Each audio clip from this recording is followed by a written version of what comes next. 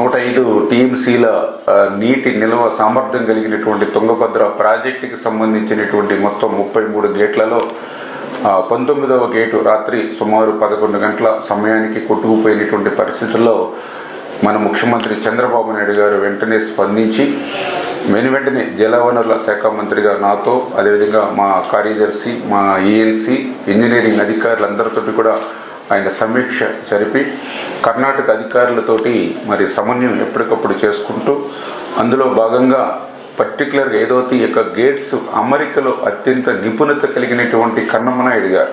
మొన్న పోలవరం ప్రాజెక్టులో ఆ గేట్ల అమరికలో కూడా ఆయన కీలకంగా వ్యవహరించిన వ్యక్తి. ఆ కన్నమనాయుడు గారి యొక్క సారథ్యంలో ఏదైతే మన రాష్ట్రానికి సంబంధించినటువంటి యొక్క సెంట్రల్ డిజైనింగ్ ఆర్గనైజేషన్ ఏదైతే ఉందో ఆ సిఈ, ఎస్సీ, ఈఈలు వీరందరూ కూడా ఒక బృందంగా ఏర్పడి వెంటనే ఆ కొట్టుకుపోయినటువంటి గేట్కి పునర్నిర్మాణం చేయాలని చంద్రబాబు నాయుడు గారు ఇచ్చిన ఆదేశాలని ఇమ్మీడియట్లీ అమలు చేసుకుంటూ వస్తూ ఉన్నాం. ఏదైతే ఈ యొక్క తుంగభద్ర ప్రాజెక్టు పురాతన ప్రాజెక్టు కావడం వల్ల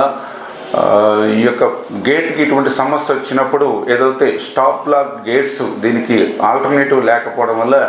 ఈరోజు 30,000 క్యూసెక్కుల నీరు వరకు కూడా ఆ యొక్క కొట్టుకుపోయిన గేట్ నుంచి కిందకి పోతున్నటువంటి పరిస్థితి. అయితే ఒక్క గేట్ నుంచే ఇంత నీరు పోతే మిగిలిన గేట్స్ కూడా ప్రెజర్ ఏర్పడుతుందనే ఉద్దేశంతో, అదేవిధంగా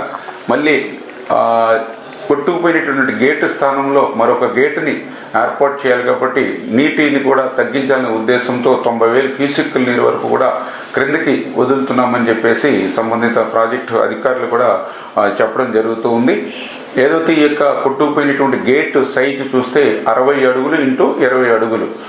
అయితే అంత గేట్ని మనం ఇమీడియట్లీ స్టాప్ లాక్ గేట్గా మనం తయారు చేసి పెట్టలేం కాబట్టి దాన్ని ఇప్పుడు 60 ఇంటూ 4 అడుగులు అంటే 5 గేట్లుగా చేసి ఆ స్టాప్ లాక్ గేట్స్గా దాన్ని ఆల్టర్నేటివ్గా అరేంజ్ చేసి కంట్రోల్ చేస్తామని చెప్పేసి అధికారులు చెప్పడం జరిగింది. దీనివల్ల ప్రస్తుతానికి అంతగా, ఎందుకంటే ఏదైతే క్రింద ఈ ప్రాజెక్టుకి క్రింద ఉన్నటువంటి ఏదైతే కర్నూలు, కడప, అనంతపూర్ అంటే ఏదైతే హై లెవెల్ కెనాల్, లో లెవెల్ కెనాల్, కేసీ కెనాల్కి సంబంధించిన ఆయకట్లు ఏవైతే ఉన్నాయో ఇమ్మీడియట్లీ ఇప్పుడు అంత వాటర్ ఇబ్బంది అయితే ఉండదు. ఎందుకంటే ఏదైతే దీని యొక్క తుంగభద్ర ఫుల్ కెపాసిటీ 1633 అడుగుల వరకు, కానీ దీని యొక్క కెనాల్స్ చూసినట్లయితే 1585 లెవెల్కే కెనాల్స్గా వాటర్ వెళ్తుంది కాబట్టి ప్రస్తుతానికైతే త్రాగునీరుకి కానీ సాగునీరుకి కానీ మనకున్నటువంటి జిల్లాలకి సమస్య లేకపోయినప్పటికీ ఈ యొక్క నీటిని నిల్వ చేసుకునేటువంటి సామర్థ్యం తగ్గిపోతుంది కాబట్టి, అంటే 105 టీఎంసీల నుంచి 50-40 టీఎంసీలకు వచ్చేస్తుంది కాబట్టి ఫ్యూచర్లో ప్రాబ్లం వస్తుంది కాబట్టి ఈ స్టాప్ లాక్ గేట్స్ ఏవైతే ఉన్నాయో ఇది ఒక 2-3 డేస్లోనే ఇది కంప్లీట్ చేసుకుని రేపు ఫోర్కాస్ట్ కూడా చూస్తే ఆగస్టు 15 తర్వాత మళ్ళీ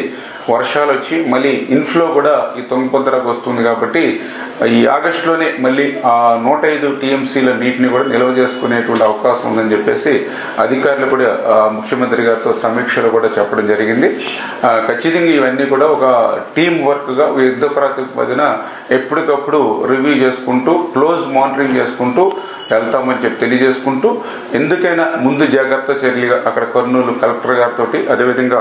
ఆ యొక్క ప్రాజెక్టు కింద ఉన్నటువంటి ఏదైతే కౌతాలం, కోసింగి, మంత్రాలయం, నందవరం ఏదైతే మండలాలు ఉన్నాయో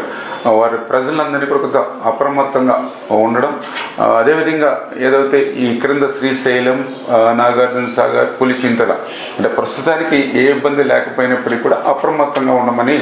అక్కడ ఉండేటువంటి ప్రజలు కానీ ఇక్కడ ఉండేటువంటి డ్యాములకు సంబంధించిన అధికారులను కూడా హెచ్చరించడం.